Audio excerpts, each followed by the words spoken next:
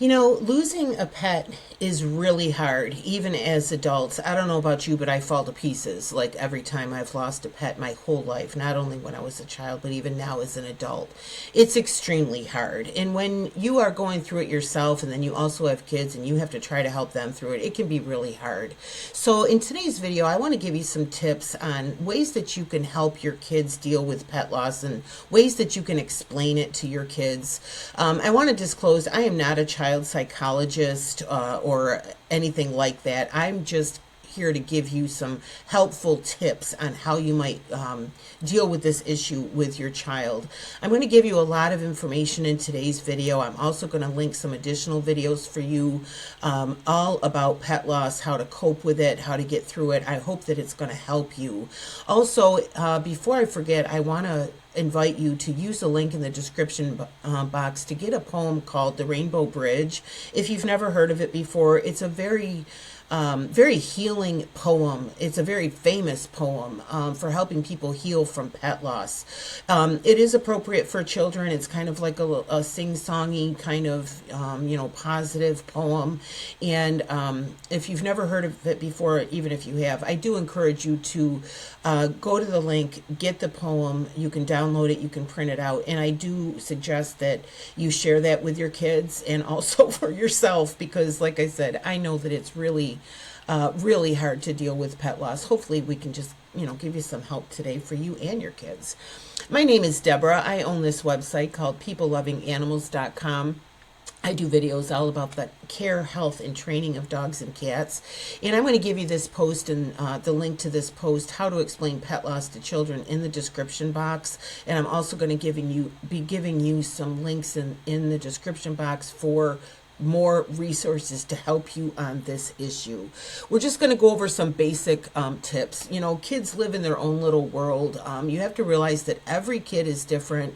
Every kid's life experience is different. Maybe they've never experienced loss before. Maybe they have. Obviously, it has a lot to do with their age. You're going to talk a lot differently to a teenager than you are going to speak to a 4-year-old, for example. You need to take all that into consideration. But also just remember that all kids are different. All kids are unique. Even if you have 3 kids, even if you have twins, they're exactly the same age, they still might handle it differently. They might understand things differently. They may grieve differently, right? So just, first and foremost, let your kids be who they are and let them handle it in a way that's appropriate for them. You might be surprised of some of the questions that your kids might ask, some of the things they might already know, some of the things that they already think about this. You just might be surprised. For smaller kids, I think the best thing to do is just be honest and very blunt and just say the pet is not coming back. The pet is not coming back, but they're no longer in pain or that sort of thing.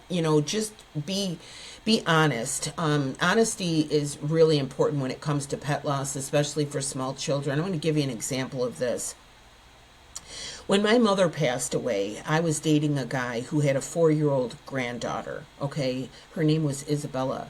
And as Isabella knew my mom, she had spent time with my mom. My mom loved her. She was a beautiful little girl.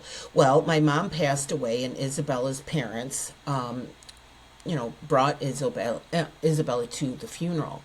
And her parents decided to tell Isabella that my mother was sleeping. They said, well, she's too young to understand. She was 4 years old. So they bring her to the funeral home, and my mother is passed away in the casket, and they tell the kid she's sleeping. It's not okay. First of all, you're going to mess that kid up for life. That kid's going to be afraid to go to sleep. Deborah's mom went to sleep and never came back. Do you know what I mean? It's going to mess with the kid's head. It's just not okay. Your best bet, even if your kid is small, is to tell them the truth and that the pet is not coming back, okay? Also, I want to say I am not a school psychologist. I'm not a child psychologist, but if you feel like you need help with this, and especially if you think that your child is really suffering with this, a good first resource might be to go to the school and ask to speak with the school psychologist. okay, because they are very well trained in dealing with kids of all ages. And if your kid is in elementary school, if they're in middle school, or they're in high school, chances are each of those age levels has a school psychologist, or chances are at least your school district has a school psychologist. That would be a really good place to start.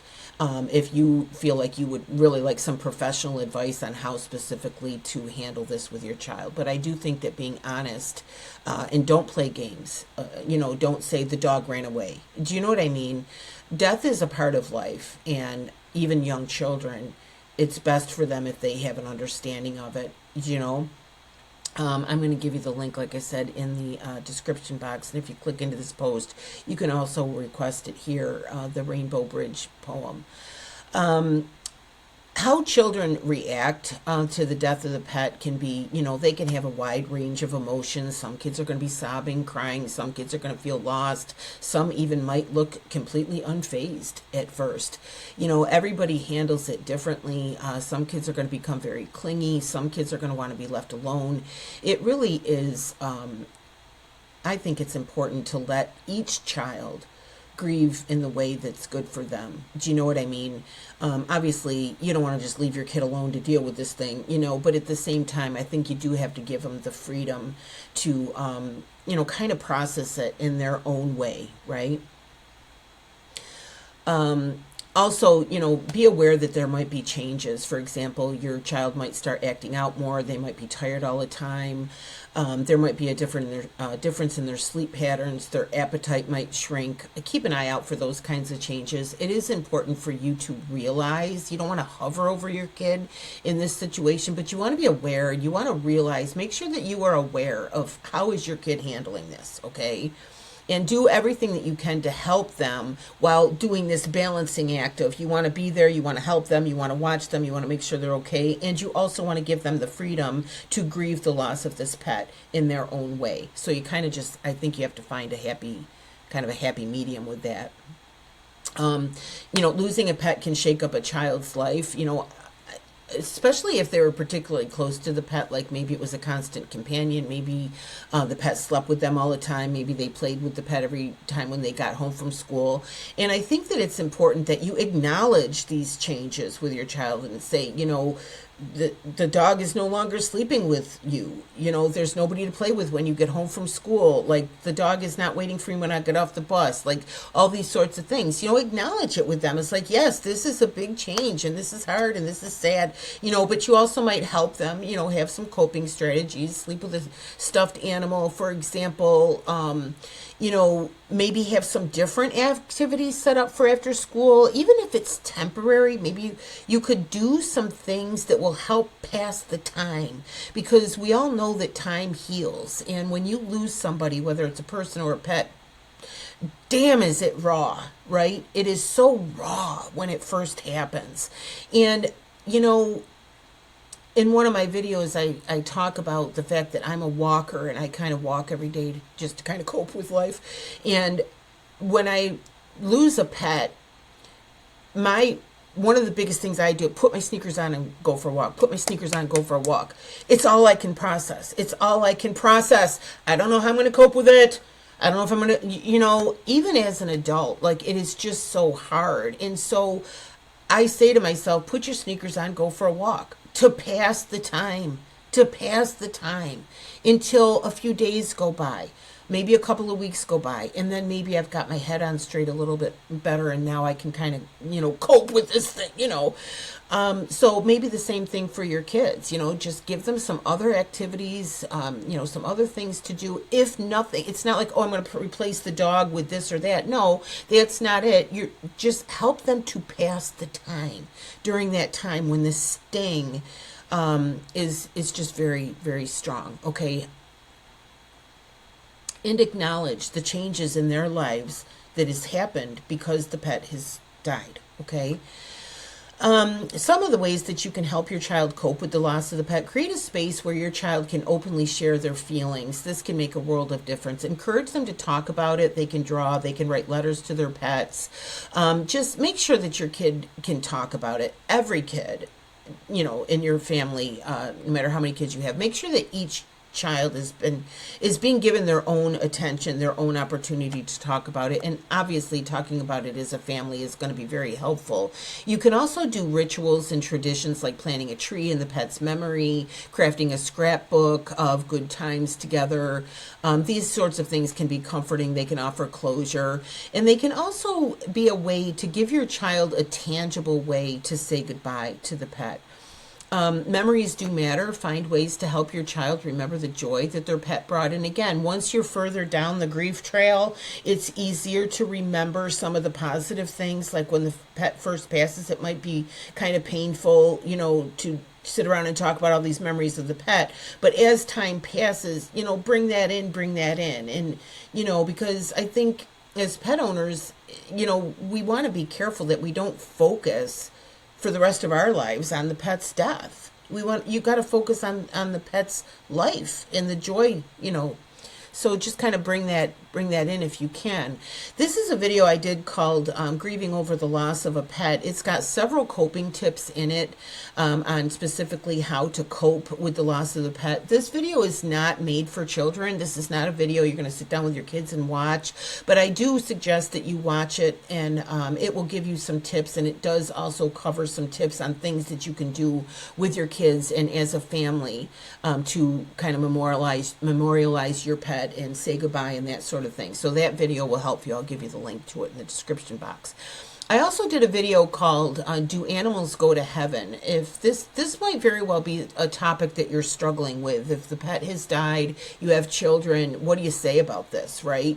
Now, you might be, say, a Christian family and your kids are very aware of heaven. You might not be, may not believe in it at all, but regardless of what your beliefs are, it probably would help you to watch that video, because it does kind of talk about the case, yay or nay, for this sort of thing.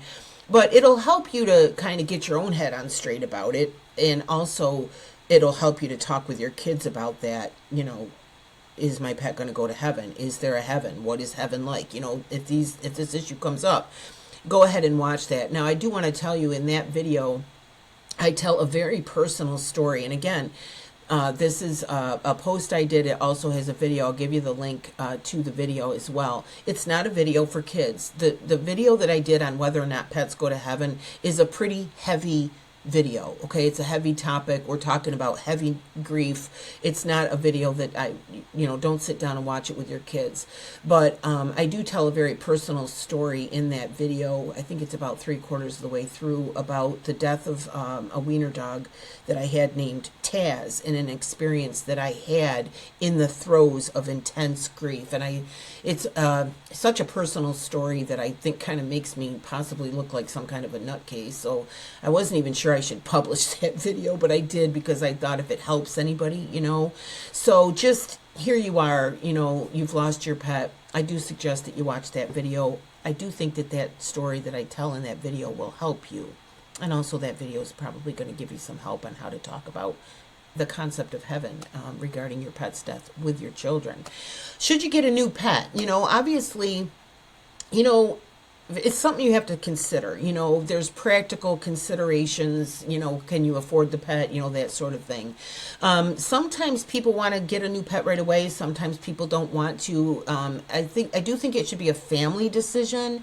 And if you have more than one child, and one child really, really, really isn't ready to get a new pet, but the other kids want one, kind of at least try to wait till everybody's on the same page. Kind of wait till everybody's on the same page. I do encourage it. I think that, even though I always say every time I've lost a pet, I'm like, that's it, I'm not getting another one. It's too painful. I'm not going to go through this again. I think we all kind of do that. But then in my experience, a pet comes along who needs saving, and I end up getting a new pet anyway. And then the love starts all over again. Do you know what I mean? So I do encourage it. I do encourage getting a pet, and, getting a new pet. But make sure that everybody has had time to heal. Don't rush your kids into that. Make sure that you, as a family, you have acknowledged this pet, you have memorialized this pet, you have found a way to say goodbye to this pet as a family and honor the memory of that pet, and then get a new pet, right?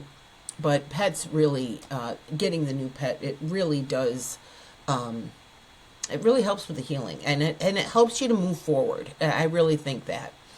When you are ready, I do have a video. I'll link it for you on how to choose the right pet, 7 things to consider. And like I said, it's just kind of practical things to consider before you go and get a new pet. Also, there are a lot of resources out there for families and children regarding the loss of a pet. There's support groups, there's books, there's family counseling. Like I said, it might be a good idea to reach out to your school psychologist or counselor on this topic. I'm going to give you a couple links in this post. If you go to this post, I give you a couple links to other websites that give you advice on the same topic. There are children's books about this. I'm going to give you a link to Audible on Amazon because you can get these in audiobooks, and it might be the children's books might be something you could sit down as a family and listen to with your child to help them understand, right? I think the children's books can be very helpful, obviously, because they are written for children.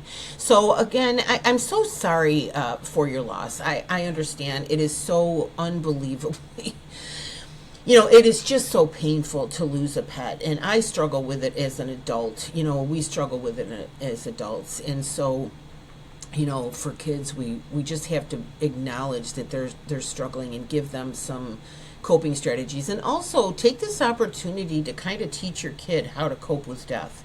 Do you know what I mean? You don't want their first experiences when their grandmother dies when they're 17 and they've never experienced death before. They have no way, use this as an opportunity to teach your child about death. It's a fact of life. Pets pass away. They only live a certain amount of time. Sometimes we lose people in our lives, So I think if you do it right, pay attention and help each individual child to understand what this is and to give them some coping strategies that they can then take forward in the rest of their lives, okay? Again, I hope so much today's video was helpful. Please go ahead and share it with other pet owners if you think it would be helpful for others. Again, my name is Deborah, and my website is peoplelovinganimals.com. Bye-bye.